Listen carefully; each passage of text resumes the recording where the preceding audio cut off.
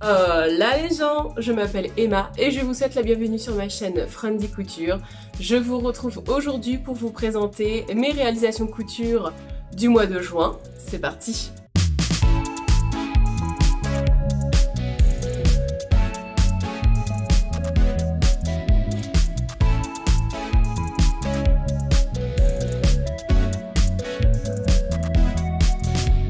Avant de commencer, comme toujours, ce que je porte, je suis plutôt embêtée parce que je ne sais pas ce que je porte.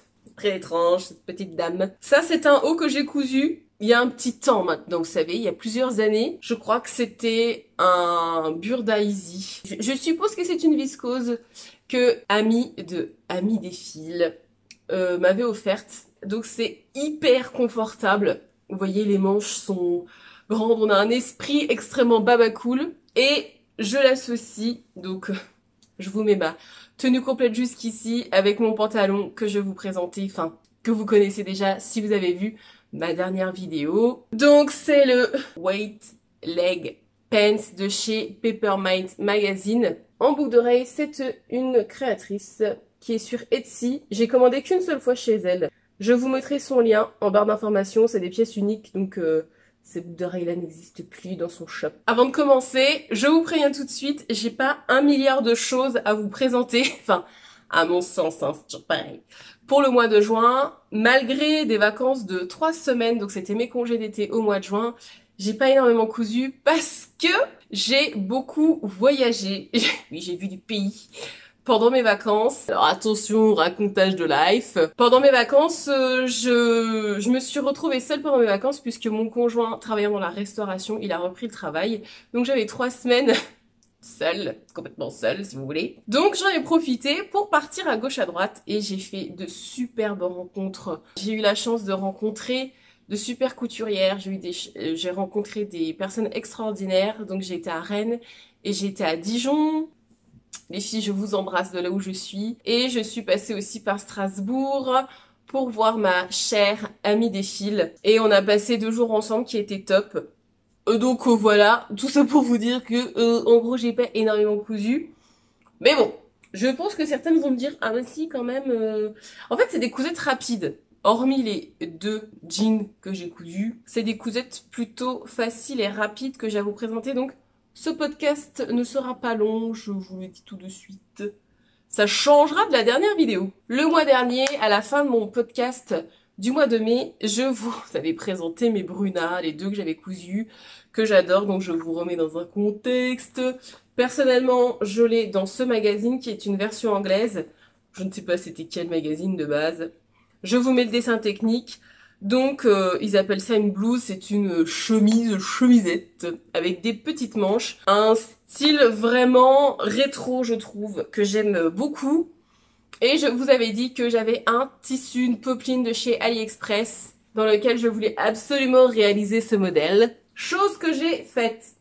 J'adore, je l'aime énormément. Donc c'est un imprimé bandana en fait. C'est une popeline de coton de chez AliExpress. Je vous mettrai le lien dans la barre d'infos qui est de très très bonne qualité franchement. Je ne suis absolument pas déçue. Donc la chemise Bruna, alors là c'est vraiment rapide, facile à faire. Comme mes autres versions, tout pareil. J'ai juste entoilé les 2 cols, donc l'intérieur-extérieur. Et j'ai entoilé aussi la parmenture. Il n'y a pas de pied de colle sur ce modèle-là. Et donc j'ai mis un biais, ma petite étiquette de chez AliExpress. Le biais vient de chez Dries & Stoffen. Et puis j'ai juste fait un revers au niveau des manches. Cette fois-ci, je n'ai pas posé la poche. Mais bon, voilà. Enfin, je veux dire, j'aurais mis une poche, ça n'aurait rien changé, bien sûr. Et les boutons, ce sont des petits boutons pression. Et c'est vraiment blanc, blanc crème en fait. Pour l'été, franchement, les popelines, c'est tellement agréable à porter parce que c'est vraiment respirant comme tissu. Et puis j'ai fait des espèces de... Je voulais pas forcément faire de raccord, mais en fait ça tombait comme ça sur le devant. Et le dos, il est que d'un seul tenant en fait, d'habitude. Les chemises, c'est en 2 parties au niveau du dos, là il y a une seule partie. C'est un modèle qui est extrêmement simplifié. Si vous voulez faire une première chemise, alors là, franchement, j'ai envie de dire banco. Je ne peux pas dire que je vais m'arrêter à 3 versions du chemisier Bruna, tellement j'apprécie le rendu en fait. Et cette fois-ci, je l'ai un peu surtaillé. Je sais pas, c'était vraiment pour accentuer le côté rétro. Le côté, vous savez, un peu féminin-masculin. J'ai fait cette version en taille 44. Alors, j'aurais pu la faire en taille 40 comme mes deux autres. Mais je sais pas, j'avais envie de quelque chose d'un peu plus ample. Et au final, j'aime beaucoup le résultat, j'aime beaucoup le rendu.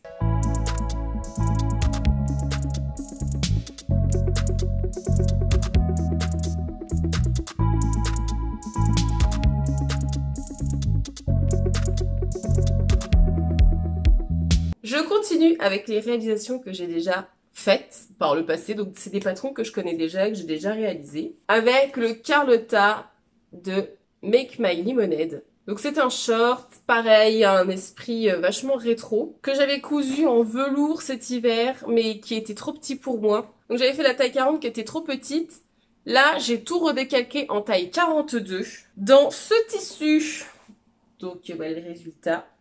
Ce tissu que je vous avais montré dans un haul. Vous savez l'erreur que j'ai faite. Dans ce qu'ils appellent un denim. Le denim à pois de chez Dress & Stephen. J'en avais pris 1,60 m. J'en avais eu pour 11,12 € du mètre. Je ne sais pas si cette réalisation va me tenir dans le tag. Parce que ils appellent ça un denim. C'est pas du tout un denim. C'est hyper fin. Ce tissu est très fin. Ça a l'avantage, si vous voulez, que pendant les grosses chaleurs, genre quand il fait 30 degrés, c'est idéal. Mais pour un short, il a pas beaucoup de tenue. Je suis en train de me rendre compte que je crois pas que j'ai thermocollé la ceinture. Et en fait, je suis en train de me dire que c'est ce que j'aurais dû le faire. Je comprends pas pourquoi je l'ai pas fait. J'ai pas été fut-fut. Sinon, le gros bouton, ça c'est un bouton de chez AliExpress. Et regardez, j'ai posé un zip rouge comme ça. Donc c'est pas un spécial braguette, mais c'est un zip en métal. Pourquoi j'ai choisi rouge ? Parce que j'ai choisi d'utiliser les chutes. Alors ça, j'ai fait la robe Carrie, que je vais te présenter pareil dans mon dernier podcast. Il me restait des chutes de ce merveilleux tissu, donc des indiennes de Nîmes. Et j'ai mis une braguette rouge, enfin un zip rouge, pour rappeler les poches. Je me suis fait un petit délire, on peut le dire. Donc pour cette deuxième version, j'ai fait plus grand, donc en taille 42. Et je n'ai absolument pas suivi les explications de Make My Lemonade, parce que disons que la logique n'est pas la mienne. Il y a le livret technique, il y a la vidéo d'explication. Je sais pas, moi je trouve que tout est trop flou maintenant pour moi. Donc la braguette, je n'ai pas cherché midi à 14h30. J'ai utilisé ma technique chouchou pour poser la braguette, donc que je vous ai présenté dans ma dernière vidéo. Donc j'ai utilisé ma technique du closet de corps pattern. Et pourtant, vous voyez, j'ai un zip rouge. Et ça ne dépasse pas, ça ne ressort absolument pas. Donc c'est très bien. Alors là, je sais pas ce que j'ai fait. J'ai fait mes 2 lignes de surpiqûre un peu trop écartées. Du coup, bon, le point là, je sais pas. Je trouve pas ça très heureux. Je sais pas pourquoi j'ai fait ça. Et puis voilà mon Carlotta sur l'arrière. Je trouve que cette partie-là n'est pas très évidente. Et un autre truc que je reproche au patron, c'est que je trouve que les poches, par rapport à ma morphologie, parce que je suis déjà assez cambrée et j'ai déjà des, comment dire, un fessier assez rebondi de nature. La créatrice a prévu des petites poches pour augmenter, je pense, le volume visuel du fessier. Sauf que bon, comment te dire, moi je trouve qu'elles sont un peu petites par rapport à mon corps. Et j'ai aussi un problème de fourche à l'arrière. Je sais pas, je trouve que la fourche, elle est peut-être un peu trop prononcée pour ma morphologie, voyez-vous. Donc bon, vous verrez bien. J'aime beaucoup la longueur du short, le fait qu'il y a un ourlet, vous voyez l'ourlet du bas. Le revers du bas, je l'ai pas fixé partout, j'ai juste fixé sur le côté. Je sais pas si je vais juste mettre, vous savez, du thermocollant double face pour fixer les ourlets, pour fixer ce revers. Ou alors je fais une piqûre nervure, à la limite là. Je verrai bien, je me suis pas encore décidée, j'ai pas encore porté mon short. Parce que je l'ai cousu. Et bien après, températures ont complètement dégringolé. Genre, il fait 15. Vous voyez, on est passé de 30 à 15. Donc, pour l'instant, ce short, j'ai pas eu l'occasion de le porter. J'attendrai, je pense que ça finira arriver dans l'été, genre juillet-août, peut-être même septembre, que les chaleurs remontent pour le porter. Et le Carlotta, il va de la taille 34 à 46 et les marges de couture de 1 cm sont incluses.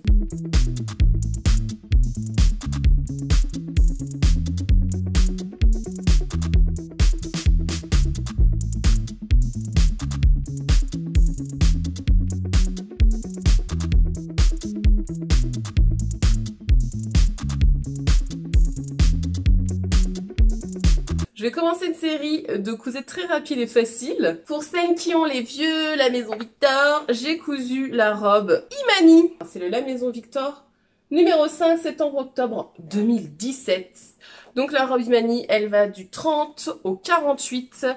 Je l'ai faite en 40. Donc vous voyez, on est sur un esprit un peu kimono. C'est vraiment la cousette rapide, hein, qui peut faire un petit peu robe de plage, ça dépend du tissu que vous allez utiliser. Et donc normalement, vous faites une ceinture dans le même tissu. Donc moi, je me suis vraiment simplifié la life, si je peux me permettre. C'est une vraie bien sûr. Un devant, un dos. Il n'y a pas de poche. Elle se feignit, elle a une longueur, ouais, un peu au-dessous du genou. Et puis, vous avez une parmenture pour le col. Ça, c'est une viscose que j'ai achetée chez Benitex, mais il y a longtemps. Enfin, il y a longtemps. L'année dernière. Il y a un an, je crois. Je crois que je l'ai acheté l'été dernier. J'ai assemblé à la surjeteuse les côtés, donc le devant et dos. Voyez, à la surjeteuse, de la parmenture à la machine à coudre. J'ai fait une surpiqûre, voyez, bon, vu que c'est un tissu qui est assez bariolé, ça se voit pas trop. Hyper facile à faire, hyper rapide à faire. Donc les marges dans la Maison Victor, chez la Maison Victor ne sont pas incluses, c'est à vous de les rajouter, donc j'ai ajouté des marges de 1 cm. C'est pas une robe qui est moulante, elle reste elle est assez droite en fait, ça fait... J'ai pas d'autre mot que de vous dire, c'est vraiment une robe esprit kimono. Ah oui, je vous ai pas dit. Et l'ourlet du bas, j'ai fait un double rentré. J'ai pas apporté de modification. La seule chose, c'est que normalement, vous avez une bande qui est prévue pour faire la ceinture dans le même tissu. Donc, je veux dire, dans le même tissu, vous êtes censé faire une ceinture. Je l'ai pas faite parce que mine de rien, ça consomme beaucoup de tissu, cette robe, à cause de cette fameuse manche kimono. Eux, ils vous recommandent 2,30 m. C'est quand même beaucoup, 2,30 m. Hein. J'ai dû consommer autour quand même de 2 mètres de tissu pour pouvoir faire cette robe-là. Et le pire, c'est qu'à la fin, quand j'ai essayé, je n'étais pas convaincue. C'est une robe qu'il faut absolument ceinturer. Sinon, ça fait tout de suite sac, en fait. Sac à patate, ça n'a pas de forme et tout ça. C'est pas une robe qui va vous mettre en valeur. Donc quand je l'ai essayé, quand j'ai terminé, je me suis dit « Wow, mais cette robe, je vais jamais la mettre en fait, ça va pas du tout. » Je me suis dit que ce qui serait plus moderne, c'était d'avoir une ceinture du commerce en fait, de mettre une ceinture contrastante avec cette robe-là. Et il se trouve que j'ai une ceinture du commerce. Vous savez, c'est une tendance d'avoir ces espèces de ceintures un peu en matière naturelle, tressées, un peu style paille. Et alors, je l'ai mise avec cette robe et je trouve que ça change tout. Donc, je vais vous montrer porter avec et sans ceinture. Vous allez voir, ça change complètement le look, ça n'a rien à voir. Il n'est pas impossible que je refasse un jour ce modèle parce que franchement, on est trop bien de dingue.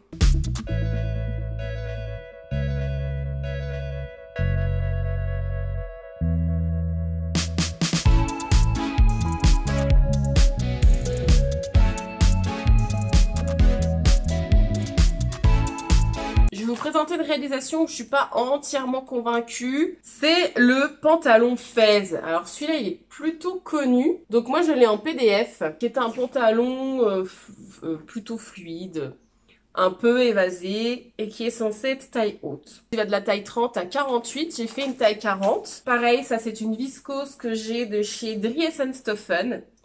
Et elle est transparente. Ce tissu est vraiment transparent. Si vous voulez, dès que j'ai découpé, je me suis dit, ma fille, c'est une mauvaise idée. C'est une mauvaise idée, donc c'est un pantalon qui va très vite à faire. Hein. À assembler, pareil, je me suis pas embêtée. C'est assemblé à la surjeteuse et à un flop, en fait. Parce que dès que je l'ai fini, vite fait, je l'ai essayé, je me suis dit, bah voilà, c'est mort, ça c'est clair. C'est un vêtement que je peux pas mettre en extérieur. Alors ça peut faire vêtement de plage, au-dessus d'un maillot de bain, ça marche. Ça peut être, ce sera un vêtement d'intérieur, en pyjama pour, pareil, quand il fait plutôt bon parce que c'est de la viscose encore une fois. À la caméra, ça se voit pas trop, mais à l'œil nu, je vous assure que c'est vraiment transparent. Je n'ai pas respecté, normalement, en fait, vous avez une ceinture au devant, une ceinture dans le dos, et dans le dos, vous glissez un élastique pour faire froncer uniquement le dos. Et bon, voilà, j'avais pas d'élastique à la bonne largeur en fait. J'ai des élastiques mais ils sont pas assez larges, ils étaient trop fins. Et donc j'ai bidouillé, J'ai rajouté l'élastique comme ça parce que j'avais pas envie de m'embêter à faire de faire une ceinture coulissée, je sais pas quoi. Je voulais pas m'embêter, j'ai voulu faire simple et efficace en sachant que de toute façon je savais très bien que ce pantalon ce serait pour traîner à la maison. Donc l'élastique est beaucoup trop petit par rapport à la ceinture du devant. Donc j'ai bidouillé. Donc c'est très laid. C'est pas grave, c'était une sorte de toile déjà pour valider si le fez me plaisait bien. C'est vrai que j'aime les pantalons qui sont vraiment assez taille haute, voire très taille haute. Et je me demande si le fez, il l'est peut-être pas assez. Mais c'est de ma faute parce que vu que j'ai pas respecté la largeur de la ceinture, j'aurais mis un élastique à l'arrière qui aurait fait 5 cm. Le tombé aurait peut-être été différent. Je réessayerai. Parce que, par contre, en pantalon d'intérieur et en pyjama, vous savez, cet esprit un peu homeware pour être détente à la maison, c'est quand même hyper agréable cette histoire.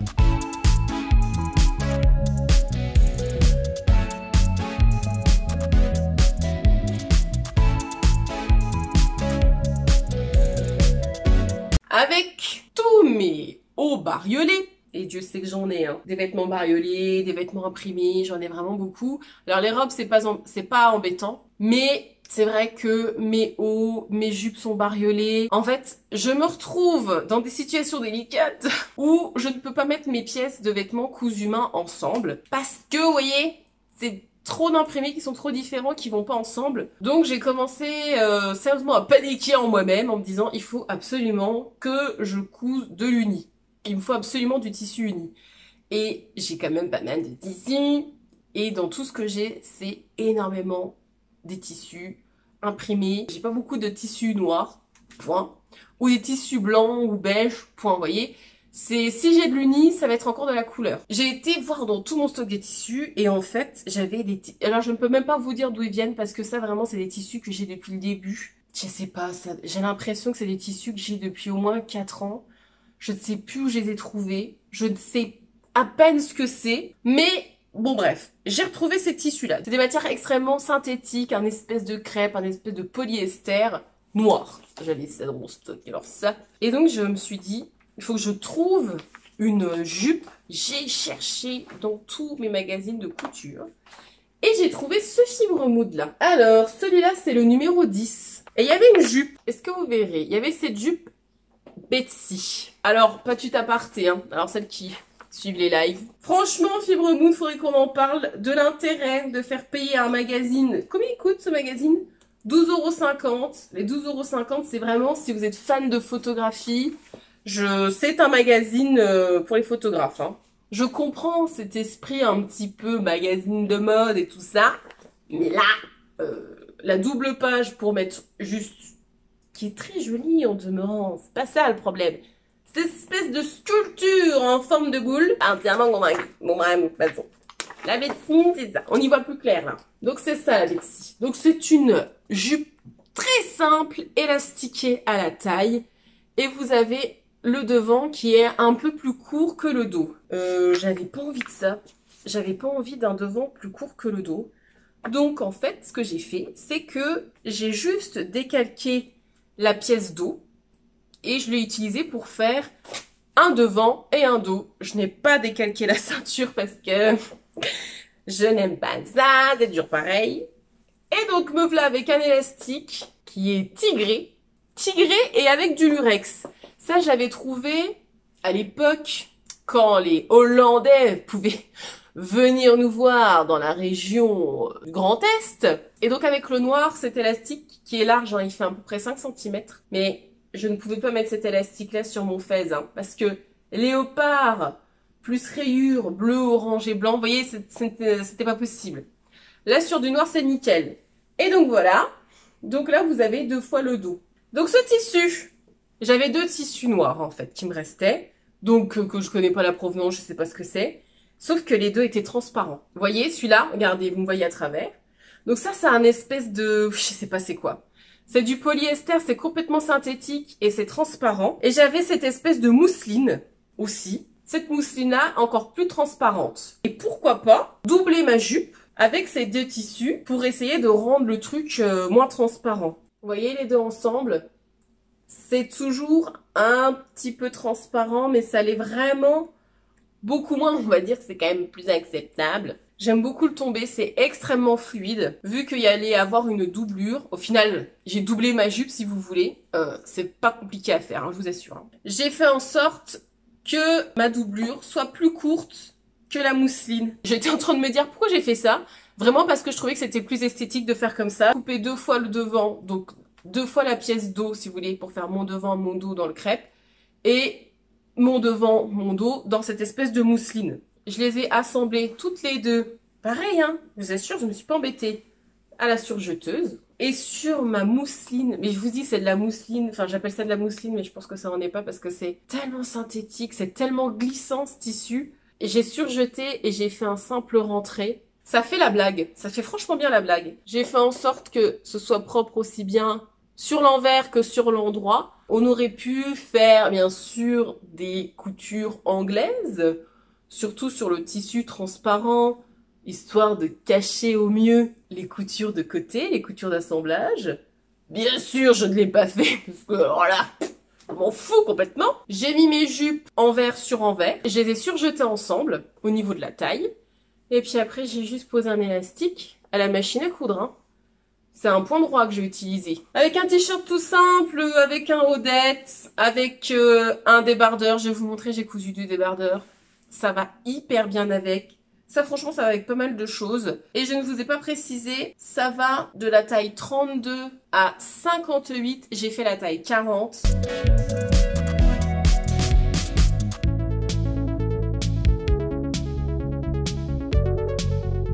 Je ne vais pas m'étendre sur le sujet parce qu'il y a une vidéo qui est entièrement dédiée à ça. Donc j'ai cousu 2 pantalons larges, donc les Wide Leg Pants de chez Papermint Magazine, que je vous ai présenté dans ma dernière vidéo, je vous la remets dans le petit i. C'est une vidéo pas à pas où je monte entièrement le jean avec vous.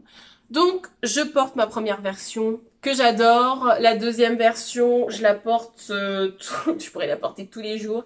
C'est honnêtement un pantalon qui est méga confortable.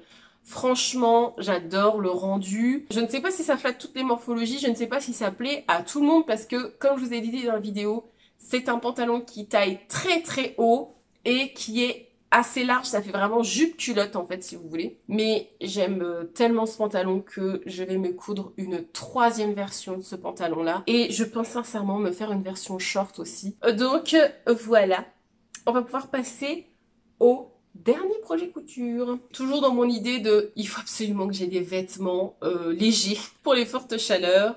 Je me suis enfin lancée dans le top Jacqueline. Donc des bobines patterns avec Virginie de l'Atelier de Vie. Donc il va de la taille 34 à 56. Les marges de couture sont incluses. C'est le seul patron que j'ai des bobines patterns. Je l'ai acheté dès sa sortie. Je voulais absolument avoir la version papier. Ça me tenait à cœur en fait, voilà, d'avoir le patron de Virginie. Si tu passes par là ma belle, je te fais des gros bisous. Il me restait une chute de mon crêpe là, que je sais même pas ce que c'est, transparent, que j'ai depuis moult tasses. Donc, ni une ni deux, je me suis dit, allez, zou, ça me fera une espèce de toile. Pour faire le top Jacqueline, il n'y a pas de difficulté particulière, si ce n'est à ce niveau-là. Alors en plus, bon bah, j'ai montré mes versions à Virginie, elle m'a dit, mais c'est bizarre parce que ton devant, ça devrait faire un V, ça fait pas un V. Bon, oui, c'est pas vraiment un V. C'est cette partie-là qui est peut-être un peu plus minutieuse. Il faut bien poser le passepoil pour normalement avoir un beau V au niveau du décolleté. Ce que moi j'ai pas sur cette version-là. Alors moi c'est sûr que ça, moi personnellement ça ne m'avait pas choqué. Mais bon, écoutez, ça m'empêchera pas de le porter, hein. Moi je l'aime beaucoup. C'est un patron qui est assez bien pensé. L'assemblage aussi est bien pensé. Franchement ça va vite à faire. C'est rapide à coudre ce petit débardeur-là. Pareil, hein, moi je suis pas embêtée, j'ai pas fait de couture anglaise. Le passepoil, je sais pas si vous vous souvenez, c'est le passepoil que j'ai utilisé pour la doublure de mon magnésium que j'ai cousu en octobre. Il me restait une petite chute donc je l'ai utilisé là. Donc vous avez une parmenture en fait à l'avant. Et le dos il est entièrement élastiqué donc ce qui permet vraiment d'ajuster au mieux au niveau de votre dos. Je l'ai fait en taille 40 mais j'aurais peut-être dû faire en taille 42. Donc peut-être que mes prochaines versions, je vais décalquer une taille au-dessus. Alors moi j'étais toute seule mais si vous pouvez éventuellement vous faire aider au niveau du dos, les bretelles pour bien les fixer, pour que ça cache au mieux votre soutien-gorge si vous en portez un, ou si vous avez un soutien-gorge à bretelles, pour que ce soit, on va dire, soutien-gorge compatible. Est-ce que ça vaut pas le coup de porter un soutien-gorge bandeau, ou si vous êtes à l'aise de pas mettre de soutien-gorge du tout, je ne sais pas. Donc ça, c'était ma première version. Et dans la chute de la viscose de ma robe Imani, toujours de chez Benitex, j'ai eu du mal, toujours en taille 40. J'ai l'impression que le V est un peu mieux sur cette version. Et donc ça, c'est un passepoil noir en satin tout fin de chez AliExpress. Pareil, des petites bretelles que vous faites dans le même tissu. Après, rien ne vous empêche de faire ça dans un tissu contrastant. Et puis, un élastique dans le dos. J'ai vraiment prévu d'autres versions pour cet été. Parce que très confortable et puis rapide à faire quand même. Mais après, ce débardeur va avec beaucoup de choses. Il peut aller très bien avec mon pantalon taille haute. Il peut aller avec le babette. Il peut aller avec un ginger. Enfin, franchement, ce genre de petit top, de petit débardeur, ça va avec tout, tout, tout, tout.